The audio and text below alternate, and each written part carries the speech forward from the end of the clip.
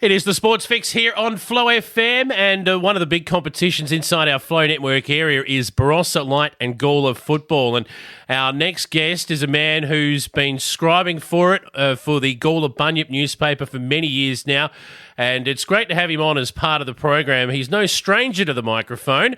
Rick Drewer joins me on the line. Rick, how are you, mate? I'm very well, thank you, and thank you for inviting me. Great to have you on the show. Rick, tell us a little bit about yourself, first of all. You do some scribing on behalf of the Gawler Bunyip. That's how I've met you, doing some match reporting there for them and a regular column you have in that paper. But you've been following Barossa Light and Gawler football for many years, mate. Yeah, I have. I moved up to live in Gawler about 20-odd years ago, and semi-retired. I did about 10 years of part-time work at the Tanunda Pines Golf Club. Had a great time there, putting people out on the course and pouring them a beer, etc.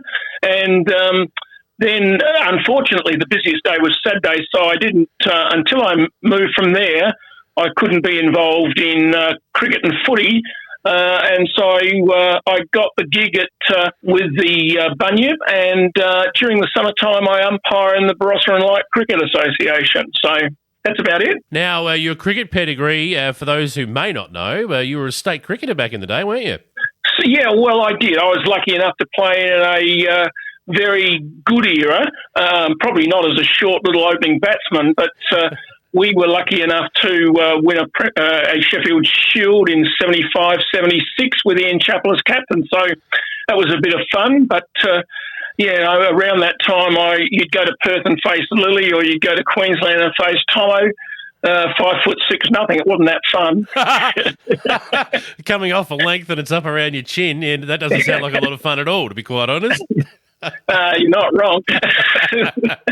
Well, we're going to talk more with you throughout to the remainder of the winter and, of course, into the summer months when the cricket gets underway. But it's great to have you aboard. And look, I want to talk about the lay of the land, first of all, in Barossa Light and Gawler football without going through the results from last week. They're pretty well documented now, but it would be remiss of me not to mention Freuling off the top, who finally broke, over 1,000 days without an A-grade win. That was the feel-good story of last weekend, wasn't it? Oh, it was indeed, and I feel really quite sorry for particularly a few of those guys who've been around all that time, and I had my serious doubts as whether they were ever going to win another game again, but it's great. And, quite often in sport it's really funny. They get the first win after all that time, and they might win again next week. Time will tell, but it's good. It's good for them, and it's good for the district because they've struggled pretty badly in the last few years. That's real. That's first of all very true, but it's a real boost for the competition to have Freuling, who last year struggled. I think it's fair to say this year they haven't won a game, but geez, they've had their foot on the till. They should have beaten Gawler Central the week before the long weekend. They had that game dead to rights. Nobody expected him to beat Jars's mob there at Williston. I think including Williston, and maybe that's where they were found wanting.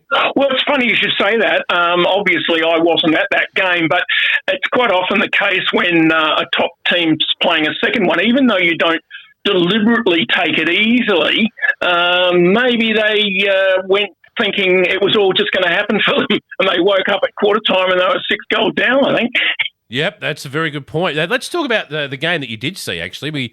You were off down to South Gawler Oval to go and watch the Lions there taking on Nuriat Perova, and it was the top of the table clash, but I think South Gawler, they won this by 20 points in the end, but they're almost in a league of their own at the moment. Well, I was deeply impressed with them. I've been impressed each time I've seen them, but even more so this week because they were playing, as you've just said, the mob who are second, and secondly, they had not half their team missing, but they had a lot of big guns out, and they really played well. So well drilled, so well disciplined. The way they come out of the back half with absolute plan of attack, and then they've got guys going forward who can they can aim at and get goals they'll be a very hard side to beat, I think. Yeah. Rick, the remainder of the competition is pretty well set up, and we'll talk about other clubs in the future weeks. But I want to talk to you about players playing at a different level that have come out of Barossa Light and Gawler. We hear a lot about the KNC Football League at the moment down in the southeast. They've got a lot of players on AFL lists at the moment. Darcy Fogarty is one of them. Lukey Pedler comes from down that way. But in Barossa Light and Gawler, I watched a young lad last Saturday play for Central Districts against the Eagles, and they had an upset win as well, by the name of Jack Carpenter. Now, he comes out of Barossa District, and he played his best game for the club last week. He looked a likely type. What do you know about young Jack Carpenter? To be honest, I don't know a lot about him. I do know that he's a very good footballer and with a heap of potential. Funnily enough, I haven't seen Barossa actually play for either last year or so far this year. Yeah. So there is a name that you would know a lot more about, and it's where I was heading with this. I think the Gawler Bunyip has a specific correspondent that covers the Barossa district games, so should be asking Aaron perhaps what he thinks of young Jack Carpenter. But a bloke who I think you would know much more of is Harrison Elbrow, who good player. Yeah, I've seen him a bit. He's obviously the reigning Schluter medalist, but he's down at North Adelaide plying his trade this year, won the breakthrough player, I think, in round 7, and is now a lock-up start to the team that is top of the SANFL ladder. Tell us about Harrison, because he is dominating in the SANFL at the moment. Well, he is a genuinely good all-round footballer. He's a bit of a hard nut and is a great contestant of the ball and delivers it pretty well as well. He's got good all-round skills, and it hasn't surprised me at all that he's taken the next step forward. And I reckon he's got a pretty bright future, actually. We've seen a number of players come out of Barossa Light and Gawler and go on to, play at SANFL clubs over recent times. I think the word is out that Barossa Light and Gawler is a pretty high standard competition and a very good feeder for the next 2 levels above. Well, it is. Obviously, none of us get round to all the different leagues and so forth, but I had a look at the grand final of the Adelaide Plains last year, and with all due respect to them, the BLNG is a step ahead of them, for instance, and it is a good standard. It really is a good all-round standard. Yep, I would agree 100% with that. We're up to round 11 in Barossa Light and Gawler football, so we're well over the halfway mark now, and let's have a look at the matches for this weekend, because there's a couple of really interesting games, in particular at Dutton Park, where our old stomping ground here at Flow FM is Kapunda, Rick, as you would know. And the Bombers, they had a really good win last week, and of course Freuling have broken their drought. So all of a sudden, this game at Dutton Park's almost match of the round. Well, it is. It's funny, 2 lower sides, and yet it does look like the match of the round. Even though, having said what I said about maybe they'll get on a roll, now that they've got a couple of their big guns back, Kapunda, I think I'll still lean for them, particularly since I think it's their last home game because they've played all their home games because they're going to do some construction, and so I'll go for Kapunda, I reckon. Yeah, all right.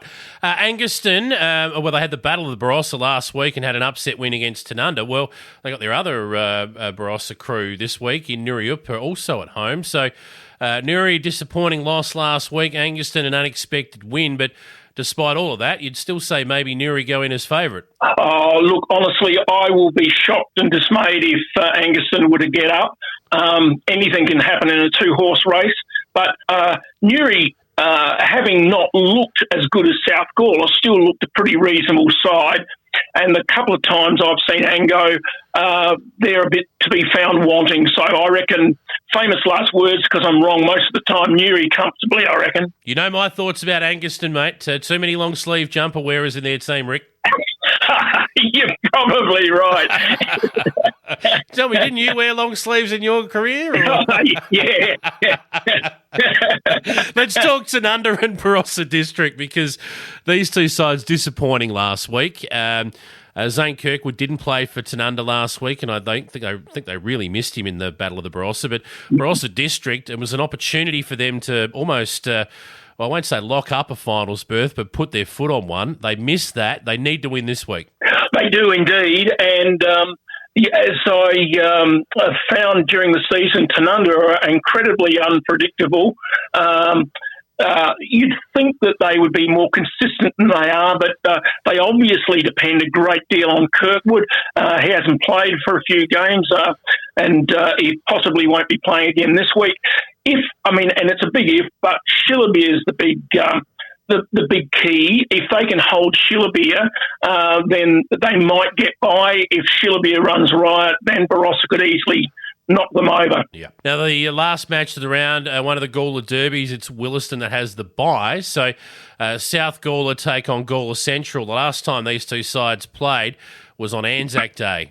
Fantastic around Anzac Day with everything the two clubs did with the jumpers and the way they built the week up. The game itself, though, was an absolute fizzer. And for some reason, Gawler Central this year just absolutely refused to play 4 quarters.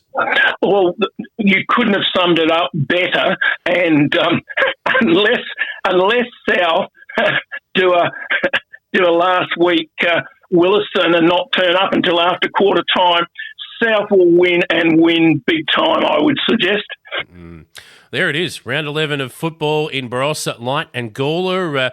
I'm not sure what game you're going to yet, Rick. I'll let you know in a couple of days' time, all right? You're a nice guy, you really are. It's good to catch up with you, mate. Look forward to chatting with you again here on the Sports Fix, and great to have you on board. It's an absolute pleasure, pal.